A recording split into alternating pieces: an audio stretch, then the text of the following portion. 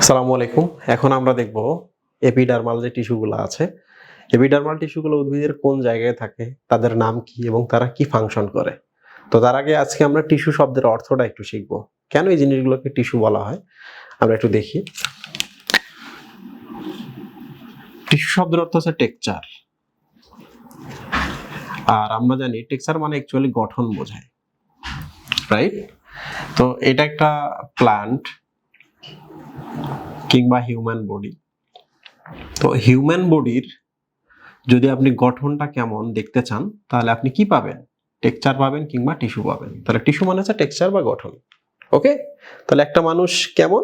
মানুষটা টিস্যু দিয়ে তৈরি বা গঠন বা কোনো কিছু দ্বারা তৈরি। তো টিস্যু নিয়ে আমরা আর ডিটেইল যাচ্ছি না, টিস্যু কাকে বলে এগুলো দেখছি না। আরেকটা ব্যাপার দেখবো আমরা, সেটা হলো টিস্যু পড়ার সময় আমরা দুইটা জিনিস দেখেছিলাম। একটা হলো ভাজক টিস্যু,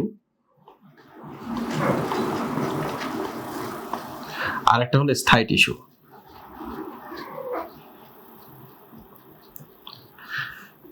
তো আমরা এখন যে জিনিসগুলো পড়তেছি এগুলো সবগুলো কিন্তু স্থায়ী টিস্যু, এটা মাথায় রাখবেন। তাহলে ভাজক কথাটা আপনার মাথায় যদি থাকে এটা দূর করে ফেলেন।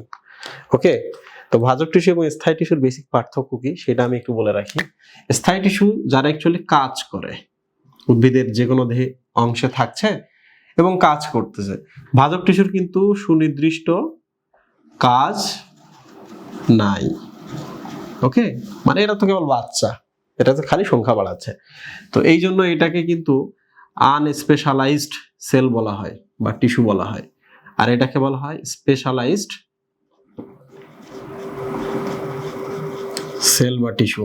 মানে হলো এরা স্পেশালাইজড কোন একটা কাজের জন্য।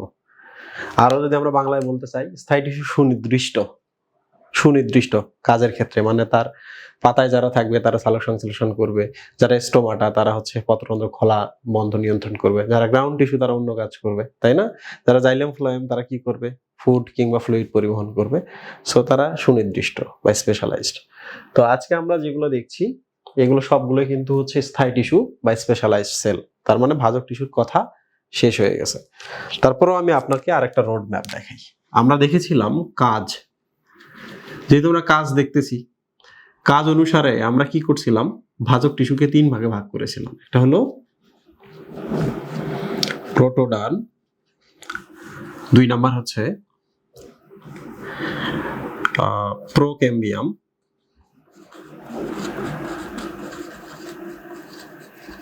এবং 3 নাম্বার হচ্ছে গ্রাউন্ড টিস্যু নয়, গ্রাউন্ড মেরিস্টেম। এই 3 ধরনের আমরা দেখেছিলাম, তাই না? এরা হচ্ছে ভাজক টিস্যু। তাহলে এই প্রোটোডার্ম থেকে যে সকল টিস্যু আছে সবাইকে আমরা বলি epidermal tissue. Epidermal tissue. Look, এরা ভাজক টিস্যু, এরা হচ্ছে স্থায়ী টিস্যু। তাহলে আমরা যেগুলো আজকে পড়বো সেগুলো কি সব এপিডার্মাল টিস্যু বা স্থায়ী টিস্যু। তাহলে প্রোটোডার্ম নিয়ে কিন্তু আমরা পড়ছি না, তো এইটা একটু মাথায় রাখেন।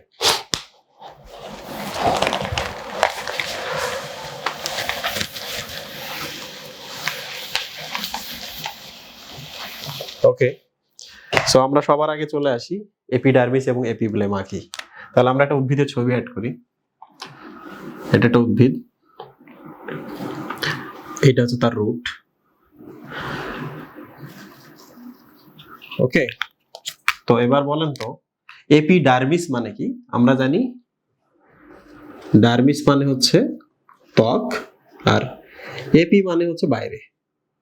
সো এই উদ্ভিদটার যদি আমরা পাতার আবরণে যাই, উদ্ভিদটার কাণ্ডের আবরণে যাই, যা দেখতেছি এগুলো কি সবগুলো হচ্ছে এপিডার্মিস। ইভেন এই তার মূল আছে, মূলের যে আবরণ এটাও কিন্তু এপিডার্মিস।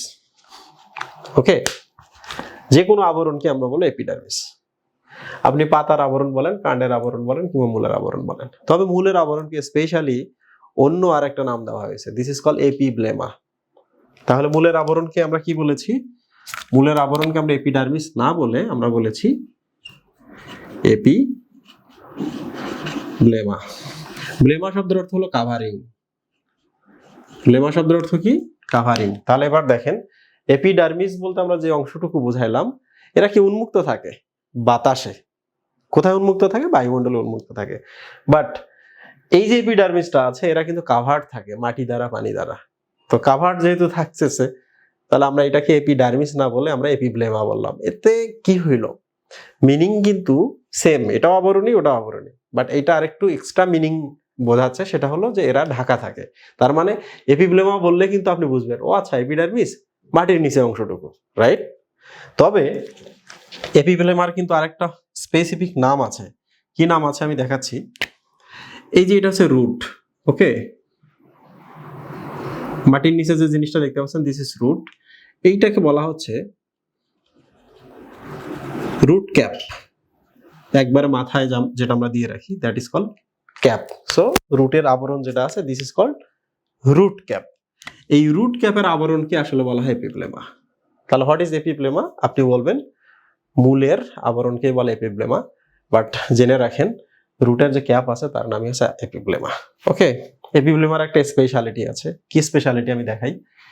এপিডার্মিস কিন্তু এই যে বাইরের গুলা যেহেতু বায়ুমণ্ডলে আছে, তাহলে যে কোনো কিছু এগুলোতে প্রবেশ করতে পারে, ইভেন উদ্ভিদের ভেতর থেকে কিছু বেরো হইতে পারে। তো এই বের হওয়া ঢোকা যদি আপনি বন্ধ করতে চান তাহলে আপনাকে কি করতে হবে? আপনাকে এপিডার্মিসের উপর একটা কিউটিকলের আবরণ দিতে হবে। কিউটিকল মানে হচ্ছে মোম বা তেল। কিউটিকল মানে কি? মোম বা তেল। যারা পানি বিদ্বেষী, তার মানে আপনি চাইলেও ভেতরে পানি ঢুকাইতে পারবেন না, ভেতরে পানি বের করতে পারবেন না, কারণ বায়ুমণ্ডলে উন্মুক্ত থাকে। তাহলে বলেন তো এপিডার্মিসের আবরণে কি থাকে? কিউটিকল থাকে। এট দ্য সেম টাইম আমাদের পরের প্রশ্ন হচ্ছে, তাই বাবা যাও। এট দ্য সেম টাইম আমাদের পরের প্রশ্ন হচ্ছে যে এপিব্লেমা আছে তার আবরণে কি আমরা কিউটিকল দিতে পারি কিনা? দেখেন কিউটিকল কিন্তু পানি বিদ্বেষী। কিউটিকল কি? পানি বিদ্বেষী। তাহলে আপনি যদি কিউটিকল দেন তাহলে পানি প্রবেশ করতে পারবে না উদ্ভিদে, পানি প্রবেশ করতে পারবে না। তাহলে উদ্ভিদটা কি হবে? পানির অভাবে মারা যাবে। কি হবে? উদ্ভিদটা পানির অভাবে মারা যাবে। তাহলে আমরা এখানে কিন্তু কোনোভাবেই কিউটিকল দিতে পারি না। তাহলে এপিডার্মিস এবং এপিব্লেমার বেসিক পার্থক্য কি? এপিডার্মিস এবং এপিব্লেমার বেসিক পার্থক্য হচ্ছে এপিব্লেমার উপরে কোনো কিউটিকল থাকে না। আশা করছি আপনার এপিডার্মিস এবং এপিব্লেমা সম্পর্কে, টিস্যু সম্পর্কে এবং এপিডার্মাল টিস্যু সম্পর্কে হালকা একটু জানতে পেরেছেন। আমি পরের পার্টে গিয়ে বাকিগুলো নিয়ে আলোচনা করব। সবাইকে ধন্যবাদ।